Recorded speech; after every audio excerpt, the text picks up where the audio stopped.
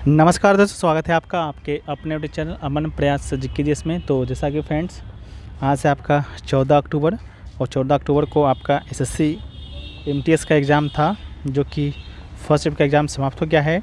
First में 25 GKGS के प्रश्न पूछे गए थे। उन 25 में से एकदम रियल प्रश्न हो सकते थे, वो मिल गए हैं। सभी प्रश्न आपका 100% रियल हैं। तो चलिए आज की इस वीडियो में हम उनसे प्रश्नों को देखेंगे, साथ में उनसे जो इंपॉर्टेंट एक्स्ट्रा फैक्ट्स को भी देखते चलेंगे। तो चलिए वीडियो को स्टार्ट करते हैं। बाकी इसका जो पीडीएफ है आपको टेलीग्राम चैनल पे मिल जाएगा, जिसका लिंक डिस्क्रिप्शन में दिया गया है। तो आप लोग जाकर उसको ज्वाइन कर लीजिएगा, और चैनल पे नहीं होंगे चैनल को सब्सक्राइब कर लीजिएगा, और वीडियो पसंद है तो वीडियो को लाइक भी कीजिएगा। ठीक है, तो शुरू करते हैं आज के पहले प्रश्न से। तो आज का जो हमारा पहला जो प्रश्न है वो पूछा गया कि अनीता शर्मा जो हैं उनको किस नृत्य के लिए संगीत नाटक एकेडमी अवार्ड है जो कि दिया गया था, जिसका राइट आंसर आपका सतरिया नृत्य हो जाएगा। सतरिया नृत्य की बात करेंगे तो सतरिया आपका असम का एक शास्त्रीय नृत्य है, और इन्हीं नृत्य में महत्वपूर्ण योगदान के लिए अनीता शर्मा को संगीत नाटक अकादमी अवार्ड 2014 में सम्मानित किया गया था। ठीक है, और साथ में उन्होंने अपने गुरु रोशेश्वर शोक्या बयान और जतिन गोस्वामी के निर्देशन में सतरिया नृत्य का है जो कि प्रशिक्षण प्राप्त किया था। ठीक है, तो ये दो नाम भी आपको याद रखना है। ये दो नामों से भी प्रश्न आपके एग्ज़ाम में आते हैं। जतिन गोस्वामी का संबंध किस नृत्य से है और रोशेश्वर शोक्या बयान का संबंध किस नृत्य से है। ठीक है, तो इन दोनों को भी याद रखना है। वीडियो में आगे बढ़ते हैं, लेकिन उससे पहले बात कर लेते हैं। आप लोगों में से बहुत सारे लोग कमेंट मैसेज के माध्यम से ये पूछे थे कि टेक्स्ट बुक का जो प्राइस है वो कब आपका घटेगा। तो आज जो कि 14 और 15 अक्टूबर, ये 2 दिन आपके पास है। अगर टेक्स्ट बुक का ईयरली पास प्रो अगर आप परचेज़ करना चाहते हैं तो आप मात्र 439 रुपये में परचेज़ कर सकते हैं। कूपन कोड APG यूज़ कीजिएगा और 12% का आपको एक्स्ट्रा ऑफ मिलेगा।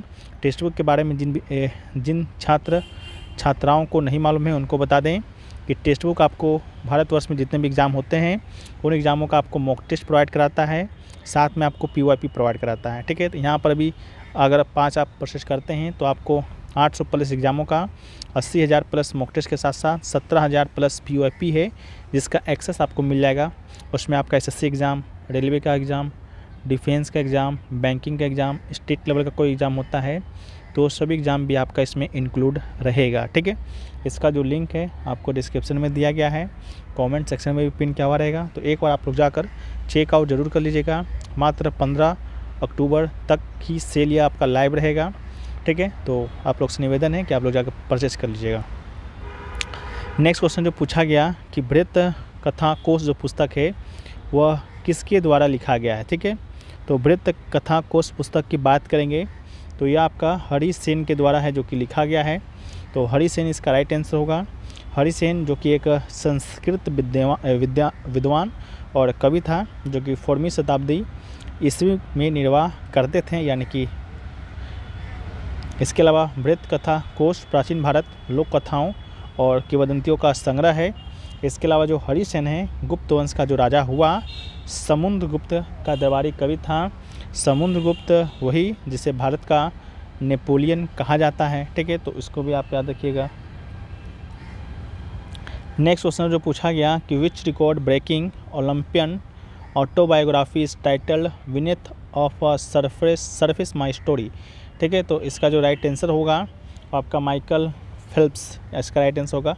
माइकल फेल्प्स अब तक के सबसे सुशोभित ओलंपियन हैं। वो अमेरिकी पुरुष तैराकी टीम के सदस्य हैं और उन्होंने 2016 ग्रीष्मकालीन रियो ओलंपिक में भाग लिया, और फेल्प्स को इतिहास के सबसे महान तैराकों में से एक माना जाता है। उन्होंने 23 स्वर्ण सहित कुल 28 ओलंपिक पदक है जो कि अपने नाम किया था, और उन्हीं का ऑटोबायोग्राफी है beneath the surface my story. ठीक है, अगला है कि सोनल मानसिंह जो हैं वो किस नृत्य से संबंधित हैं।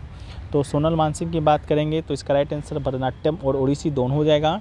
आपके ऑप्शन में दोनों में से कोई एक ही नाम दिया गया होगा या दोनों दिया गया होगा, आप लोग कमेंट सेक्शन में बताइएगा।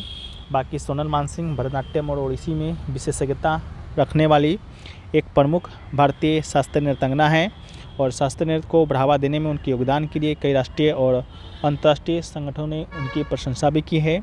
और 1992 में पद्म भूषण प्राप्त करने वाली सबसे कम उम्र की संगीतकार थी। 2003 में इनको पद्म विभूषण से भी सम्मानित किया गया, और पहली भारतीय महिला नर्तक भी बनी। ठीक है, तो इसको भी याद रखना है। इसके अलावा जो नेक्स्ट क्वेश्चन पूछा गया कि भावनाथ जो मेला है निम्नलिखित में से किस राज्य में आयोजित होता है, तो जिसका राइट आंसर आपका गुजरात था। भावनाथ मेला गुजरात के जूनागढ़ में भवनाथ महादेव मंदिर में आयोजित किया जाता है। मिथकों के अनुसार जब शिव पार्वती गिरनार पहाड़ियों पर यात्रा कर रहे थे तो उनका दिव्य वस्त्र वर्तमान मृंगी कुंड के ऊपर गिर गया, जिससे यह स्थान शिव भक्तों के लिए एक शुभ स्थल बन गया। जूनागढ़ शहर से कुछ किलोमीटर की दूरी पर यह मेला है जो कि लगता है।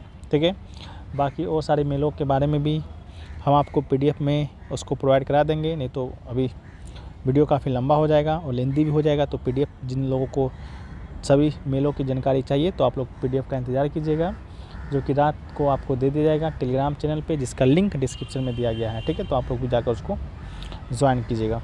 अगला है कि महानंदा जो नदी है वो आपका कहाँ से निकलता है, तो महानंदा का उद्गम महाहल्दीराम पर्वत से होता है।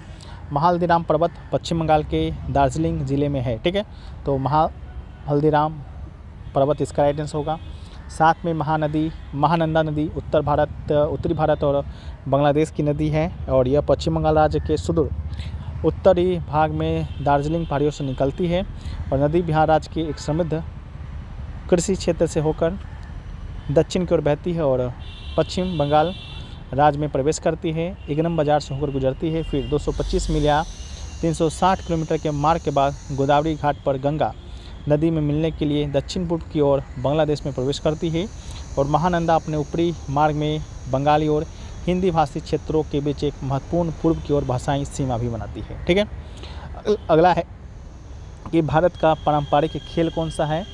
4 ऑप्शन आपके पास दिए गए थे, फुटबॉल, वॉलीबॉल, कबड्डी, इसके अलावा बास्केटबॉल। ठीक है, जिसका राइट आंसर आपका कबड्डी होगा।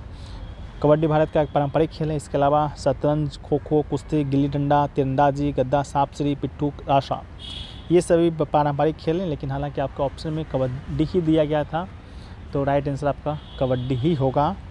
अगला है कि निम्नलिखित में से किस राज्य में मोपला विद्रोह है जो कि हुआ था। ठीक है, तो मोपला विद्रोह की बात करेंगे तो इसका राइट आंसर आपका केरल होगा। ठीक है, केरल में ये विद्रोह होता है 1921 में और इसे मोपला दंगों के नाम से भी जाना जाता है। ये 19वीं और 20वीं शताब्दी की शुरुआत में मालाबार में ब्रिटिश हिंदू जमींदारों के खिलाफ केरल के मपिला मुसलमानों के द्वारा दंगे की एक श्रृंखला की परिणति थी और यह एक सशक्त विद्रोह था जिसका नेतृत्व वरियाम कुनुत कुंजा अहमद हाजी कर रहे थे। ठीक है, इसके अलावा अगर आपसे पूछा जाता पाइका विद्रोह कब कहाँ हुआ, तो पाइका विद्रोह की बात करेंगे तो ये आपका उड़ीसा में हुआ। ठीक है, तो इसको भी याद रखिएगा। सन्यासी विद्रोह कहाँ हुआ, तो ये आपका बंगाल में हुआ, तो इसको भी याद रखिएगा। ठीक है, इसके अलावा जो नेक्स्ट क्वेश्चन आपसे पूछा गया कि जालो जो है मुख्य रूप से किससे संबंधित है, तो जालो की बात करेंगे तो ये आपका पृथुकर्मी। ठीक है, आपके ऑप्शन में पृथुकर्मी दिया गया था, जिसका राइट आंसर ये होगा।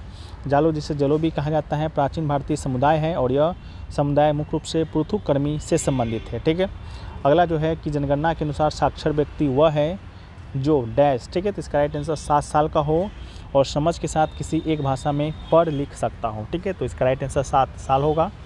इसके अलावा एक व्यक्ति को जनगणना में साक्षर तभी माना जाता है, पहला क्राइटेरिया है कि वो कम से कम 7 साल का हो, दूसरा है किसी एक भाषा में वो पढ़ लिख और समझ सकता है, चाहे वह हिंदी हो, अंग्रेजी हो, उर्दू हो, बंगाली हो।